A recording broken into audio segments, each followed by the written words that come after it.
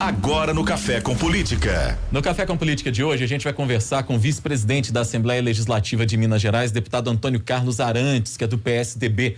Deputado, bom dia, prazer voltar a falar com o senhor. Fazia tempo que o senhor não frequentava aqui o nosso Café com Política.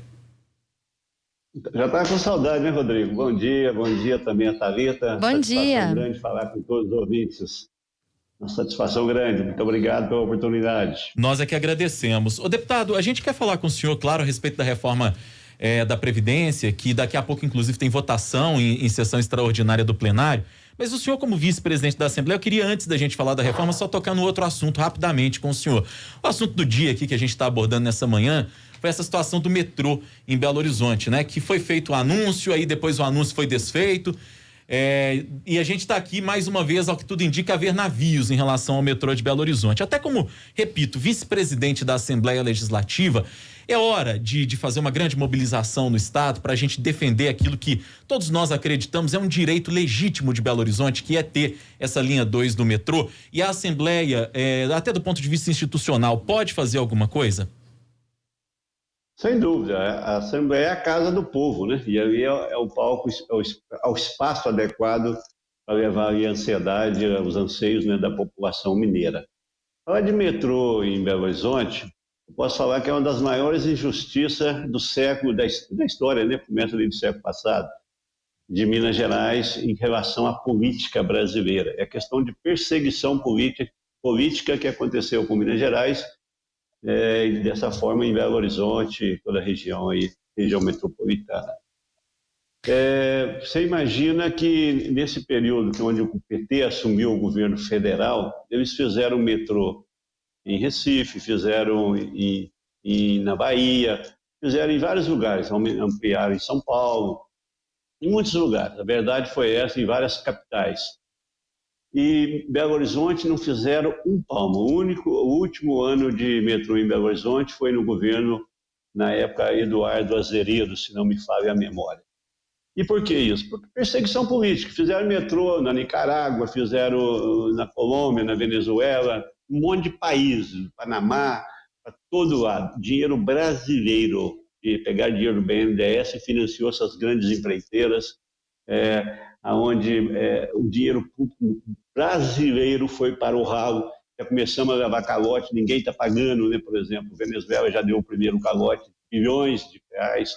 Então foi tudo um esquema de aparelhamento da esquerda na América, né?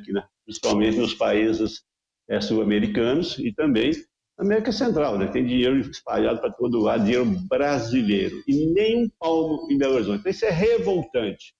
Mas eu confesso que agora eu vejo com expectativa, sim, porque esse ministro Tarcísio Freitas é um ministro competente, é um ministro sério, as discussões têm sido bastante, têm sido avançadas, né? Principalmente a gente viu o prefeito de Contagem, o Alex, brigando por isso, o prefeito Alexandre Calil também, né? Os deputados estaduais, a bancada federal, através do deputado nosso líder, lá, o Diego Andrade. Então, o movimento político é forte, mas precisamos fortalecer mais ainda, mas eu confesso que eu acredito que nós vamos conseguir sim nesse governo. Deputado, como que a Assembleia pode ajudar a cobrar esse recurso que foi prometido? Não ficou nem 24 horas aí desde da postagem do presidente Jair Bolsonaro confirmando essa verba para o metrô de Belo Horizonte. Agora, com toda essa situação, essa polêmica envolvendo o ministro da Infraestrutura, o Tarcísio de Freitas, como que a Assembleia Legislativa de Minas Gerais pode ajudar a cobrar essa verba para o metrô? Quando a gente fala extensão do metrô de Belo Horizonte, a gente tem noção, é claro, que apesar de estar na capital mineira, o metrô vai beneficiar grande parte da população da região metropolitana também. Sem dúvida, e é uma região muito populosa, essa região aí de Contagem, do Barreiro, né? Tudo vai ser beneficiado. Betim, não tenha dúvida que facilita para chegar no centro de Belo Horizonte. Mas como nós temos que fazer? Cada um dar o seu grito e gritar juntos, né? Porque juntos o grito fica maior. Audiências públicas, mesmo com essa limitação de aglomerações, a Assembleia agora praticamente tudo é remoto, né? Mas nós temos que mobilizar, não temos outro caminho, e principalmente os deputados estaduais acionarem os deputados federais, e a bancada mineira tem que ter voz com mais eco, essa é a verdade. E a gente agora, deputado, quer falar com o senhor também sobre a reforma da Previdência, que é um assunto que está na ordem do dia aí da Assembleia Legislativa. Daqui a pouco, inclusive, a gente sabe que o senhor tem que sair correndo aí para o plenário para participar da reunião extraordinária, né, que está marcada para as 9 da manhã. E a reforma já foi aprovada em primeiro turno. A expectativa de vocês para essa reunião de hoje, de daqui a pouco, e o senhor está convicto de que a reforma passa e do jeito que ela passou no primeiro turno? Olha, nesse período entre primeiro turno e segundo turno, que seria hoje, houve muitas reuniões, inclusive muito limitadas para os deputados, devido à questão do fechamento da Assembleia, devido às ameaças de invasões, aquela coisa toda. Ficou reuniões muito restritas ao presidente, o pessoal ligado à mesa, onde eu também faço parte, mas nessas reuniões eu não participei, porque era mesmo o presidente e também os líderes de blocos. Então, houve-se muitas movimentações com emendas ao projeto, algumas modificações para segundo turno. Agora, hoje, nós vamos ver quais as emendas foram acatadas e quais as emendas que poderão ser aprovadas ou não. Mas eu acredito sim, piamente, na aprovação deste projeto, porque é uma questão de necessidade de sobrevivência do Estado, não tem outro caminho, ou faz, não tem outro jeito, ou se não fizer, pode ter certeza que daqui a 1 ano, 2 anos, o Estado não paga servidor público, então o estrago vai ser muito maior. Então o servidor hoje, nessa reforma, ele acaba impactando diretamente aí no seu salário, impactando aí o tempo seu de aposentadoria, mas não tem outro caminho. Nós estamos pagando aí um preço de gestões, principalmente na gestão passada do governo Pimentel, que foi desastrosa e quebrou o estado de Minas Gerais. Como é que está a relação do governo com a Assembleia, deputado? Muito bom. O governo ele é muito respeitado, porque o governador tem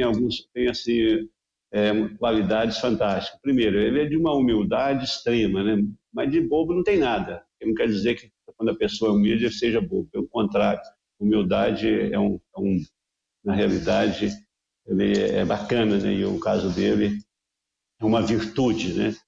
E essa humildade faz com que as pessoas o respeitem mais. Ele colocou uma equipe muito competente, e essa equipe tem sido também de muita humildade e de muita transparência, tem tido diálogo. O pessoal, muitas vezes, deputados dizem, que não está tendo diálogo. Tem diálogo, sim, deu muita abertura, várias reuniões com as lideranças, teve audiências públicas também, mesmo sendo remoto, onde nem todo mundo poderia participar, mas tirou todas as dúvidas. E isso faz com que o governador seja muito respeitado. E a Assembleia, eles estão conscientes, a maioria dos deputados estão conscientes que o problema do Estado é muito sério. Um Estado que tem um déficit na Previdência de 20 bilhões. Gente, isso é inadmissível. Não consegue sobreviver se não fizer aí um estancamento aí dessa sangria que o Estado está. Ou faz esse estancamento, e é através dessas reformas, e aí o Estado passa a ter adimplência, porque o Estado hoje ele está adimplente porque tem uma liminar no Supremo Tribunal Federal, concedida pelo ministro Luiz Fux, que inclusive quando foi fazer essa defesa dessa liminar da necessidade de o Estado continuar não pagando a dívida federal, né, que é só mensalmente 500 milhões de reais, 90 milhões de reais por mês, né? No dia que foi lá fazer essa defesa, fui eu representando a Assembleia e o governador Romeu Zema representando o Estado, e conseguimos essa liminar. A partir do momento que não tiver uma reforma de Previdência, a primeira coisa que vai cair é a liminar, porque vai falar, se vocês não estão precisando de fazer reforma na estrutura econômica do Estado, não tem necessidade de estar aí com a liminar para não pagar os juros da dívida pública. Então, a situação é muito grave. E a maioria dos deputados são muito conscientes, são pessoas que estão vendo realmente o tamanho do problema. Isso, no meu entendimento, será suficiente para aprovar esta reforma. O deputado, apesar dessa boa relação que o senhor disse que hoje o governador Romeu Zema tem com a Assembleia, a gente percebeu que facilitou mesmo o trato do governador com os deputados nos últimos tempos, mas o governo ontem foi derrotado com uma votação de um projeto de lei complementar, né, que era o projeto de lei complementar que fazia uma cisão do IPSENG e criava o MGPrev, que gerenciaria apenas a previdência dos servidores estaduais. Lembrando que o IPSENG não trata apenas de previdência, né? Ele trata também do atendimento de saúde, enfim, de questões mais sociais também que envolvem o servidor público. Como é que o senhor avaliou essa vitória da oposição ao governador Romeu Zema com a não criação, conforme queria o governo, da MGPrev? Olha, a democracia é isto. Você tem que respeitar cada voto, cada pessoa, e se precisar de um determinado voto para que aquilo fosse aprovado e não houve, é sinal que não houve um convencimento suficiente. Então faz parte.